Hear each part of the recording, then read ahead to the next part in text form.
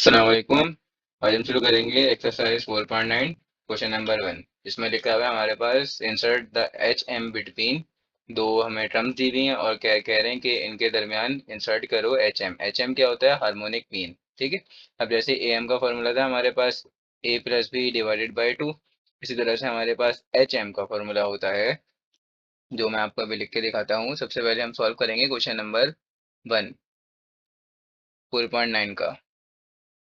तो question number 1 का part 1 1/64 and 1/81 कह रहे हैं आपको कि इन दो टर्म्स के बीच में आप क्या पुट करो? एच एम पुट करो। ठीक है। तो मतलब इन दो टर्म्स का आप एच एम एक तरह से फाइंड कर सकते हो। तो किस तरह से करेंगे हम वो फाइंड? इसका फॉर्मूला हमारे पास होता है H is equals to 2ab divided by A plus B. ठीक है। ये आपके पास फॉर्मूला होता है। और अब आप इसको फाइंड करो। किस तरह से फाइंड करेंगे? तो देखो भाई, आपके पास यहाँ पे दिया हुआ है 1/64। तो आप समझ सकते हो कि आपके पास जो ये सिर्फ दो टर्म्स लिखी हुई हैं। तो फर्स्ट टर्म आपके पास कहलाती है ए, जो कि हो गई 1/64। और जो सेकंड वाली होगी उसको हम कह देंगे बी। तो बी की वैल्यू हो गई हमारे पास 1/81। बाकी तो हमें किसी और चीज़ की नीड नहीं है। तो अब हम पुट कर देंगे इस फॉर्मूले में ए और बी की वैल्यूज। 1/64, फिर बी की वैल्यू आएगी 1/81। ठीक है भाई। और डिवाइडेड बाय, इसको आप इस तरह से भी लिख सकते हो। अगर आप चाहो तो डिवाइड लगा दो, इसको होल ब्रैकेट में बना दो, और यहाँ पे फिर आप ए प्लस बी लिख दो। ए प्लस बी मतलब 1/64 प्लस 1/81, इस तरह से भी लिख के आप सॉल्व कर सकते हो। ठीक है। लेकिन चलो मैं आपको उस तरह से कराता हूँ जैसे नॉर्मली किया जाता है, जो आप लोगों को समझ में आ जाए और कोई मुश्किल ना हो। अब क्या ए प्लस बी, तो न्यूमरेटर में मैं डालूंगा 1/64 प्लस 1/81। तो इस पूरे को आप अगर सॉल्व करते हो तो आपके पास इसका आंसर आएगा 2/5184। ये आपके पास पूरे का आंसर आएगा न्यूमरेटर का। अब हम डिनोमिनेटर सॉल्व करेंगे। डिनोमिनेटर को अगर आप सॉल्व करते हो, एलसीएम लेते हो, आपको पता है एलसीएम किस तरह से लिया जाता है, वरना कैलकुलेटर है तो आप कैलकुलेटर से सॉल्व कर सकते हो। तो 81 प्लस 64 अपॉन 64 लिखा हुआ है। ठीक है। अपॉन 5148। ठीक है भाई, ये कर दिया। अब क्या करेंगे हम? अब इसको आप इस तरह से लिख दो 5184 डिवाइडेड बाय क्या हो रहा है? 81 प्लस 64 अगर आप सॉल्व करते हो ये होता है 145। तो आपके पास आएगा यहाँ पे 145 अपॉन 5184। ठीक है भाई, ये आ गया। डिवाइड की साइन किस में चेंज होती है? मल्टीप्लाई में। और मल्टीप्लाई में चेंज करने के बाद आप उसको नॉर्मल मल्टीप्लाई कर देते हो। तो भाई डिवाइड की साइन मैं करूँगा मल्टीप्लाई में चेंज, और हो जाएगा reciprocal. Denominator numerator, numerator denominator, ये दोनों आपस में कैंसिल, और मेरे पास आंसर आ गया एच एम का। क्या आ गया? 2/145। ठीक है भाई।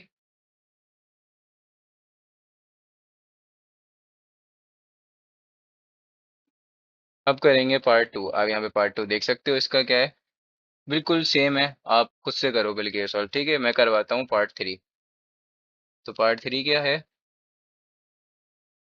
3 plus root 2 and 3 minus root 2। इसका पार्ट 3 है 3 plus root 2 and 3 minus root 2। Solution, फिर से फॉर्मूला यूज करेंगे जो हमारे पास फॉर्मूला है, 2ab upon a plus B. H M का फॉर्मूला है, ठीक है। Harmonic mean, H M for harmonic mean. तो आपको पता है फर्स्ट टर्म जो हमारे पास लिखी होती है ये होती है हमारे पास ए, और सेकंड टर्म वो होती है हमारे पास बी। इन दोनों के दरमियान हमें क्या निकालना है, एच एम। तो यहाँ पे अगर आप पुट करते हो 2 और ए की जगह पे पुट करते हो ए की वैल्यू, बी की जगह बी पुट करते हो बी की वैल्यू, ए का आंसर आएगा, और फिर उसके बाद बीच में प्लस, और उसके बाद आएगा बी का आंसर, ठीक है। फिर ये माइनस था। अब नॉर्मल जैसे हम सॉल्व करते हैं, चाहो तो आप कैलकुलेटर में भी लिख सकते हो, पूरा का पूरा आप लिख दोगे आंसर आ जाएगा, लेकिन नहीं लिखना चाहते तो उसको नॉर्मल सॉल्व कर दो। यहाँ पे देखो फॉर्मूला लग रहा है, ये ए प्लस बी और ए माइनस बी। तो कौन सा फॉर्मूला लगा आपके पास, ये आपके पास फॉर्मूला लगा a square minus b square is equals to a plus b a minus b. आपके पास फॉर्मूले की राइट हैंड साइड पूरी के पूरी इंसर्ट हुई हुई है यहाँ पर, ठीक है। तो आपको अब लेफ्ट हैंड साइड बनाना होगी। तो कैसे बनाएंगे, 2 ब्रैकेट बना दो, ए की वैल्यू क्या है, ए की वैल्यू है 3, तो 3 का स्क्वायर माइनस बी का स्क्वायर, बी क्या है √2, √2 का स्क्वायर लिख दिया। इसी तरह से अब डिनोमिनेटर में आप क्या करोगे, आप ब्रैकेट्स ओपन कर दोगे, तो ब्रैकेट्स ओपन कर दो, 3 प्लस √2 प्लस, इसके बाहर तो यहाँ पे प्लस लिखा हुआ है, तो प्लस से अगर आप साइन को मल्टीप्लाई करते हो वो बिल्कुल सेम आंसर बनता है, पता है ये बात आपको। तो बस कर दो, अब ये हमारे पास बनेगा, उसके बाद 3 माइनस √2, ठीक है भाई। अब देखो अब क्या करेंगे, अब हम करेंगे यहाँ पर √2, प्लस के √2 से माइनस का √2 कैंसिल, हुआ नहीं हुआ कैंसिल, ठीक है भाई। तो प्लस के √2 से माइनस का √2 कैंसिल, और उसके बाद क्या होगा, प्लस का 3 प्लस का 3 प्लस का 6 हो जाएगा, और जो हमारे पास न्यूमरेटर में लिखा हुआ है वो नॉर्मली सॉल्व हो जाएगा। 3 का स्क्वायर 9 होता है, और स्क्वायर से रूट कैंसिल, स्क्वायर से रूट कैंसिल, तो मेरे पास बच गया ओनली 2, 9 माइनस 2। डिनोमिनेटर में आंसर आया है मेरे पास 6, ठीक है। 6 भी कैंसिल हो जाएगा, 2 1 जार 2, 2 3 जार 6, 9 माइनस 2 का आंसर होता है 7। तो मेरे पास एच का मतलब एच एम का आंसर आया 7/3।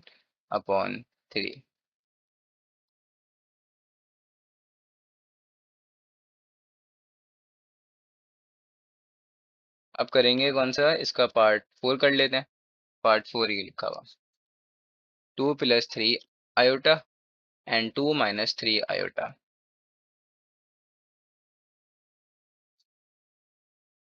इसके बाद के सब इजी हैं, तो वो आप खुद से करो। 2 plus 3 iota and 2 minus 3 iota, ठीक है भाई। तो सबसे पहले वही करेंगे, एच का formula 2ab divided by A plus B. 2 A की वैल्यू आप पता है, आपको फर्स्ट वाली ए की वैल्यू होती है, सेकंड वाली बी की वैल्यू होती है। ए की जगह पे लिखी ए की वैल्यू, अब बी की जगह लिखी, अच्छा बीच में प्लस है मिडिल में, अब बी की जगह लिखी बी की वैल्यू 2 माइनस 3 आयोटा। वही सेम स्टेप बिल्कुल यहाँ पे आपके पास लग गया फॉर्मूला, कौन सा लगा, a square minus b square का मैं यहाँ पे मेंशन कर देता हूँ। बिल्कुल सेम ऊपर वाले क्वेश्चन की तरह है जो अभी अभी हमने किया है, ए प्लस बी और ए माइनस बी। तो ए की वैल्यू है मेरे पास 2, और 2 का स्क्वायर माइनस बी का स्क्वायर, बी क्या है 3 आयोटा का स्क्वायर, ठीक है।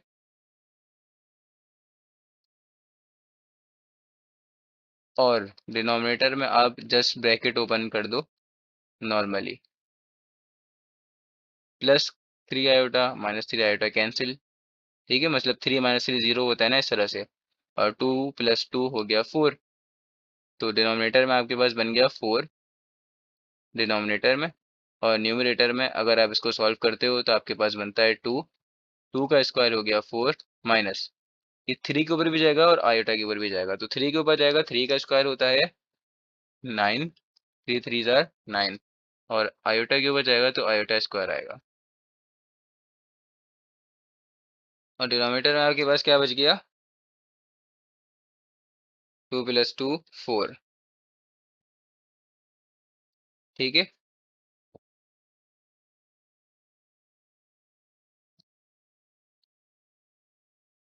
यहाँ पे आया 4 माइनस 9, आयोटा स्क्वायर होता है -1 के बराबर। ठीक है, ये भी मैं यहाँ पे मेंशन कर देता हूँ, आयोटा स्क्वायर की वैल्यू होती है -1 के बराबर। अब डिनोमिनेटर में बचा मेरे पास 2, माइनस माइनस हो जाएगा प्लस, तो प्लस का 9 और प्लस का 4, इसका आंसर होगा प्लस का 13। और 13/2 हमारे पास एच एम आ गया 13/2। ठीक है भाई।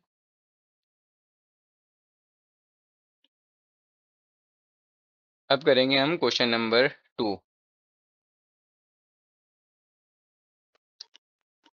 अब आप क्वेश्चन नंबर 2 रीड कर सकते हैं। हमें क्वेश्चन नंबर 2 में कह रहे हैं insert 4 HMs between, 4 HM insert करो इन दो नंबर्स के दरमियान। याद करो, जब मैं आपको तो अर्थमेटिक मीन पढ़ा रहा था तो मैंने आपको बताया था इस तरह से लिखा जाता है हमारे पास। फर्स्ट नंबर जो होता है हमारे पास कहलाता है वो ए, और उसके दरमियान हमें जितने भी मतलब ए एम इंसर्ट करना होते थे तो हम ए डाल के लिख दिया करते थे। तो ये हमारे पास H1 हो जाएगा, H2 हो जाएगा, H3 हो जाएगा, इसी तरह H4 हो जाएगा। तो 4 कर दिए मैंने, इंसर्ट कर दिए। और इस तरह से जो लास्ट नंबर मेरे पास बचा वो 20, तो इसको हम ए कहते थे, इसको बी कहते थे। याद करो, आपको बताया था एक्सट्रीम्स कहते हैं जो भी मैंने इस तरह की चीज़ें आपको बताई थी ए एम में। ठीक है, तो चलो अब क्वेश्चन शुरू करते हैं। ये तो मैं आपको जस्ट समझा रहा था। तो इंसर्ट करने 4 HMs, तो भाई चलो इसी तरह से ही करेंगे। अब सबसे पहले तो एक लाइन लिख देते हैं, पहले बता देते हैं ना इनको कि हम सपोज कर रहे हैं। Let H1 H2 H3 H4 be 4 HMs। ठीक है, सो 4, उसके बाद आ गया H1 H2 H3 and H4, और लास्ट टाइम हमारे पास आ गई 20। लेकिन ये याद रखो, ये हमारे पास अभी बना हुआ है हार्मोनिक प्रोग्रेशन, समझ लो इसको। ठीक है, एक तरीके से हार्मोनिक सीरीज है, हार्मोनिक सीरीज नहीं सॉरी, हार्मोनिक सीक्वेंस है ये। अब हमें इसको पहले तो कन्वर्ट करना पड़ेगा अर्थमेटिक प्रोग्रेशन में। ठीक है, तो इसको मैं बना रहा हूँ इन एपी। इन एपी क्या होगी, उसी की रेसिप्रोकल। ठीक है, हार्मोनिक जो हमारे पास होती है सीरीज या सीक्वेंस समझ लो जो भी, वो अर्थमेटिक की हमारे पास रेसिप्रोकल होती है। और हमारे पास हार्मोनिक का फॉर्मूला है, कोई ऐसा खास फॉर्मूला है नहीं, तो हम अर्थमेटिक प्रोग्रेशन की हेल्प से ही सॉल्व करते हैं और एंड में उसको कर देते हैं इनवर्स, मतलब उसी का क्या कर देते हैं, उसी को हम रेसिप्रोकल कर देते हैं। ऐसा समझ लो। ठीक है, ये हैगा 1/H4, फिर आएगा 1/20। ठीक है भाई, तो ये मैंने सबका सबका रेसिप्रोकल कर दिया। अब क्या करेंगे, अब नॉर्मली जैसे हम निकालते हैं वैसे फाइंड करेंगे। पर सबसे पहले तो मुझे ए की वैल्यू पता नहीं चाहिए, और ए के अलावा उसमें क्या होता है, उसके जनरल टर्म का formula a n is equals to a plus n-1 d। तो इसके लिए मुझे ए मालूम होना चाहिए और डी मालूम होना चाहिए। तो मैं ए और डी मालूम करने के लिए क्या करूंगा, सबसे पहले मेरे पास फर्स्ट टर्म मुझे पास मौजूद है जो कि है ए, वो हैगी 1/4। तो 1/4 मुझे पता है ये हैगी। अब 1/4 में जो फाइंड करूंगा ना, वो मैं किसकी मदद से, वो सॉरी, मैं डी का आंसर जो मालूम करूंगा ना, वो मैं किसकी मदद से मालूम मालूम करूंगा, वो मैं करूंगा इस टर्म की मदद से। ये टर्म मेरे पास कौन सी टर्म है, 1 2 3 4 5 6, टर्म नंबर 6 है मेरे पास। मतलब A6 का आंसर मुझे पता है जो कि है 1/20।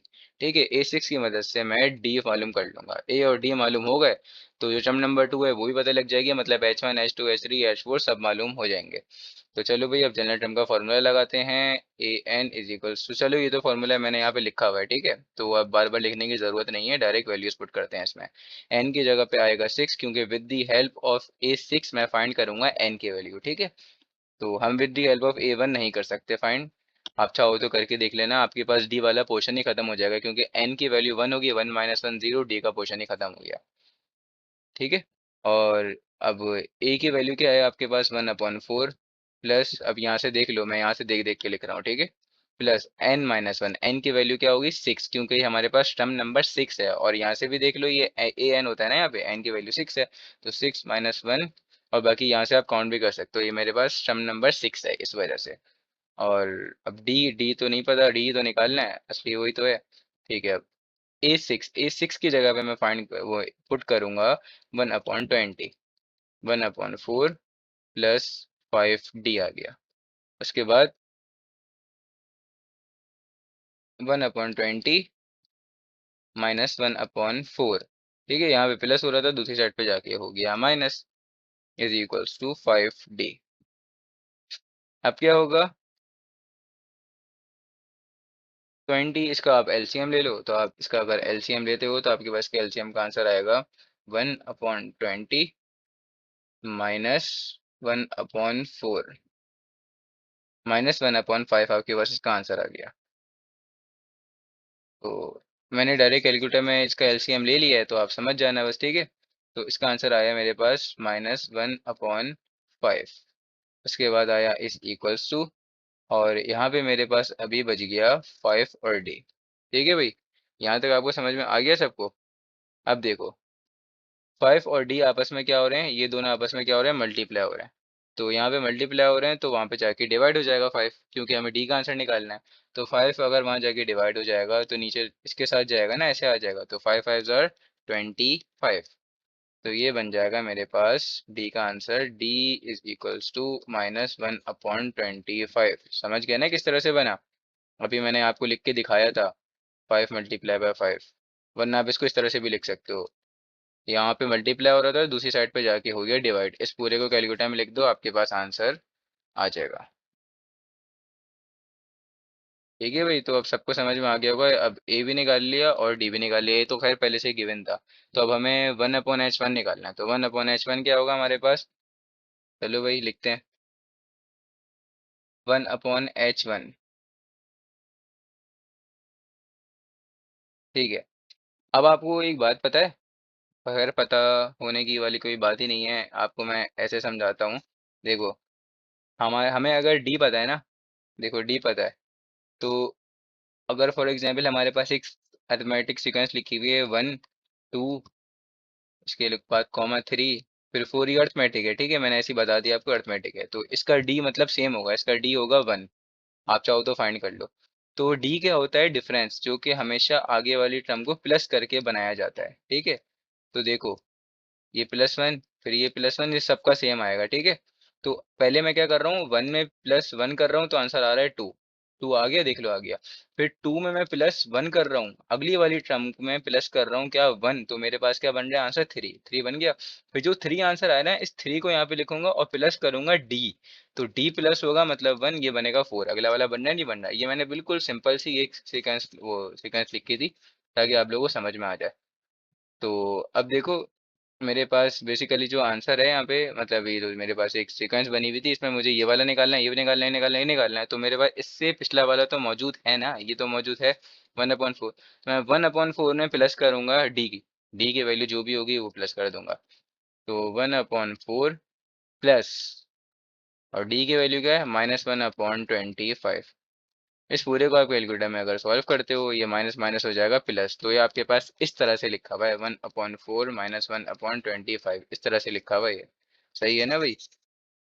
तो इसको अगर आप कैलकुलेटर में सॉल्व करते हो तो आपके पास आंसर बनेगा 21/100, 21/100, ठीक है। तो हमने 1/H1 निकाल लिया, इसी तरह से मैं निकालूंगा 1/H2। अब H2 में क्या होगा, मेरे पास जो सीक्वेंस बनी हुई थी इसका भी मुझे आंसर मिल गया। अब इसके आंसर को अगर मैं प्लस कर दूं आगे वाले में, तो मेरे पास मतलब डी का जो भी आंसर होगा उसको मैं प्लस कर दूं पीछे वाले में, तो मुझे मुझे नेक्स्ट टर्म का आंसर खुद ब खुद मिल जाएगा। बिल्कुल मिलेगा, नहीं मिलेगा भाई, मिल जाएगा।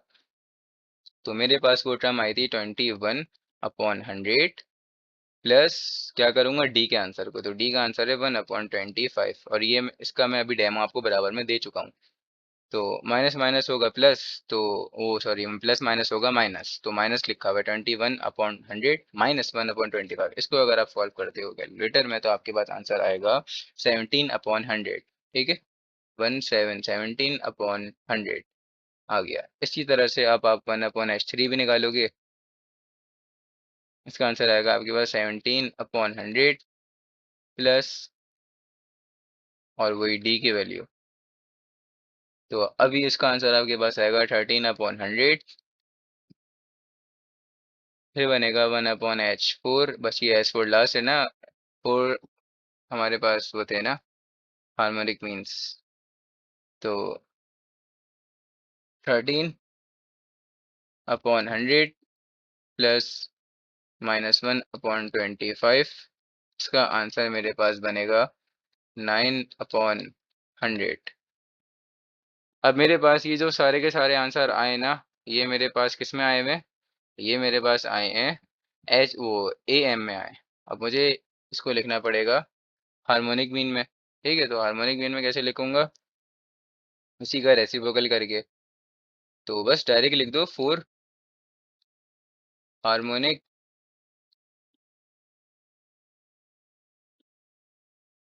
Means are.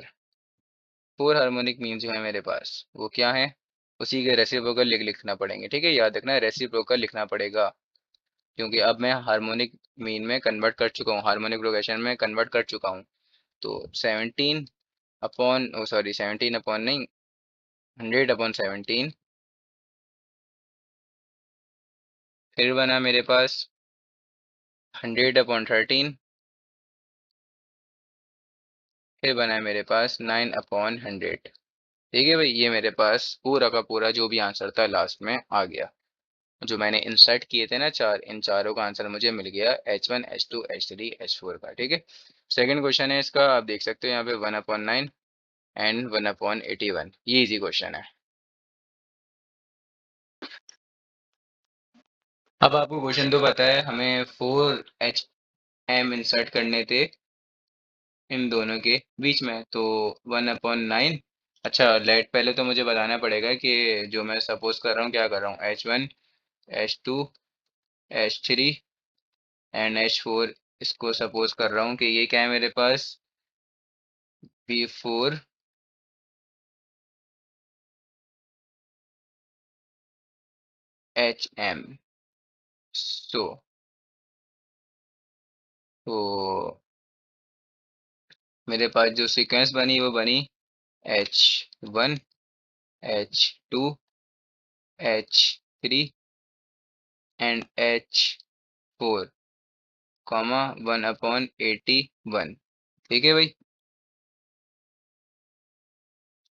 और ये पूरी की पूरी मेरे पास लिखी हुई है HP में, याद रखना हार्मोनिक प्रोग्रेशन में। ठीक है, अब मुझे सबसे पहले तो इसको सॉल्व करने के लिए क्या बनाना पड़ेगा, इसको AP में बनाना पड़ेगा, तो AP में बना लेते हैं, उसी के रेसिप्रोकल कर दो भाई। 1/H1, 1/H2, 1/H3, 1/H4 and 81 आएगा। ठीक है, 81 रेसिप्रोकल हो गया। अभी किस में चेंज हो गई, R इन AP, अब ये चेंज हो गई AP में। अब AP में इसमें आपका A का आंसर क्या है, 9 है, और किसका अब आपको आंसर पता है, 1 2 3 4 5 6, तो A6 का आंसर आपको पता है, जो कि है आपके पास, A6 का आंसर है आपके पास 81। ठीक है भाई, जिसका आंसर पता था मैंने लिख दिया आपको 81। अब क्या करना है, अब आप with the help of A6 find करोगे इसकी वैल्यू, D की वैल्यू, जो कि आपको नहीं पता, N-1 और D। ठीक है। तो डायरेक्ट मैंने फॉर्मूला लिखा हुआ है, अब डायरेक्ट एन की जगह पे लगा दो 6, क्योंकि ए 6 हमें पता है। और ए, अच्छा ए की वैल्यू है आपके पास 9 प्लस n-1। एन की वैल्यू क्या थी मेरे पास, ये रही ना, इस तरह से पता चली। और यहाँ से यहाँ भी, यहाँ से भी पता है मुझे। तो एन की वैल्यू है मेरे पास 6। तो 6-1 और डी, डी तो मुझे नहीं पता, तो डी ही फाइंड करना है। ए 6 की भी वैल्यू मुझे पता है, तो ए 6 की जगह पे मैं पुट कर दूंगा 81 यहाँ पे। 81 पुट कर दूंगा इज इक्वल्स टू 9 प्लस 6-1 मतलब 5d। यहाँ पे 9 प्लस हो रहा है, दूसरी साइड पे जाएगा तो हो जाएगा माइनस। तो भाई 81 minus 9 is equals to 5d। 81 - 9 का आंसर होता है आपके पास, 81 में अगर आप 9 माइनस करो तो आपका आंसर बनता है 72। तो ये बना भाई आपके पास 72 इज इक्वल्स टू 5d। तो डी का आंसर आपके पास आया, यहाँ पे मल्टीप्लाई हो जाएगा ना 5, वो सॉरी मल्टीप्लाई हो रहा है तो डिवाइड हो जाएगा। D is equals to 72/5। ठीक है भाई। तो डी का भी आंसर हमने निकाल लिया, फाइनल आंसर। अब क्या करूँ मैं, अब 1/h1 निकालना पड़ेगा, क्योंकि देख लो ये लिखा हुआ है ना। ठीक है। तो अब ये मैं आपको बता चुका हूँ किस तरह से निकालते हैं, अभी आपको पिछली वीडियो में बताया है। हमारे पास, हम मेरे मुझे फर्स्ट टर्म पता है, तुम और डी का भी आंसर पता चल गया। फर्स्ट टर्म है 9, तो डी को अगर इसमें मैं प्लस कर दूं तो मेरे पास नेक्स्ट टर्म आ जाएगी। तो 9 को मुझे प्लस करना पड़ेगा, 9 को मुझे प्लस करना पड़ेगा डी के साथ। डी की वैल्यू क्या है, 72/5। इसको आप सॉल्व करो, आपके पास आंसर आ जाएगा 117/5। ठीक है भाई। अब 1/h2 निकाल लो इसी तरह से। तो अब 117/5, क्योंकि मुझे ये टर्म पता लग गई। अब इसमें अब प्लस करूँ डी, डी है मेरे पास 72/5। 72/5 को प्लस करते तो ये आ गया आपके 189/5। ठीक है भाई। उसके बाद अब देखो क्या होगा, 1/h3। तो 189/5, इसको प्लस करोगे आप डी के साथ 72/5। 1/h3 का आंसर आपके पास आएगा 261/5। अब है 1/h4 is equals to 261/5 plus करोगे डी के साथ। ठीक है। तो आपके पास इसका आंसर आ जाएगा 333/5। ठीक है भाई। तो अब ये सब के सब मेरे पास जो आंसर लिखे हुए थे, ये सब के सब आंसर लिखे हुए थे, ये मेरे पास आंसर लिखे हुए थे एच एम में, वो सॉरी सॉरी ए एम में। अब आपको ये आंसर को दोबारा से कन्वर्ट करना पड़ेगा इसमें ए पी में, वो सॉरी एच पी में। तो 4 हार्मोनिक मीन्स आर। अब मैं इसको एच पी में कन्वर्ट कर रहा हूँ। तो कैसे कन्वर्ट करूँगा भाई, देखो फर्स्ट हो गया मेरे पास, क्या था, 1/9 थी ना, ये रही भाई, ये 1/9 थी। ठीक है। 1/9 लिखूंगा, 1/9। वो मैंने आपको एचपी की पहले से ही एचपी वाली दिखाई थी, वरना 9 थी, 9 को रेसिप्रोकल होता है 1/9। तो उसके बाद अब सेकंड टर्म क्या थी, जो 1/h1 आई है उसका रेसिप्रोकल निकालूंगा ना, क्योंकि वो मेरे पास जो ये दी हुई थी, ये मेरे पास किस में दी गई थी, ये मुझे दी गई थी एपी में, मतलब मैंने इसको कन्वर्ट कर दिया था। अब मैं हार्मोनिक प्रोग्रेशन में दोबारा से कर रहा हूँ, तो मैं रेसिप्रोकल ले रहा हूँ 5/117, कॉमा इसके बाद वाली का भी रेसिप्रोकल होगा 5/189, इसके बाद वाले का भी रेसिपल होगा 5/261, इसके बाद वाली टर्म का भी रेसिप्रोकल होगा 333/5, कॉमा अब जो लास्ट वाली टर्म क्या थी मेरे पास, जो मुझे पहले से दी गई थी, ये रही 1/81। और ये एपी में मैंने कन्वर्ट की थी 81, तो इसी का रेसिप्रोकल 1/81, क्योंकि अब मैं हार्मोनिक प्रोग्रेशन में लिख रहा हूँ ना 1/81। तो ये रहा भाई, जो 4 हार्मोनिक मीन थे वो मैं निकाल चुका, जो मेरे पास मिडिल की वैल्यूज हैं वो 4 यही हैं।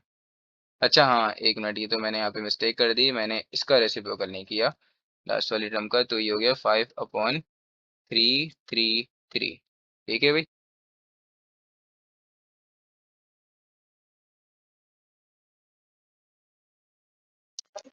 अब देखो आप क्वेश्चन नंबर 3 में हमें कह रहे हैं इंसर्ट 5 हार्मोनिक मीन्स बिटवीन, मतलब बिल्कुल हमारे पास क्वेश्चन नंबर 2 की तरह ही है, वहां पे बस 4 थे, यहाँ पे कितने आ गए, 5 आ गए।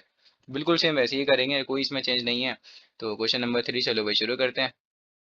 Question number 3, insert 5 harmonic mean. तो सबसे पहले तो चलो सॉल्यूशन हम सपोज करेंगे, let H1, H2, H3, H4 and H5 be 5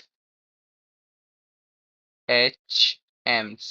सो हमारे पास जो सीक्वेंस बनी वो बनी 1/4, यहाँ पे आया H1, फिर आया H2, फिर आया H3, फिर आया H4, फिर आया H5, फिर आया यहाँ पे क्या 1/24। ठीक है भाई।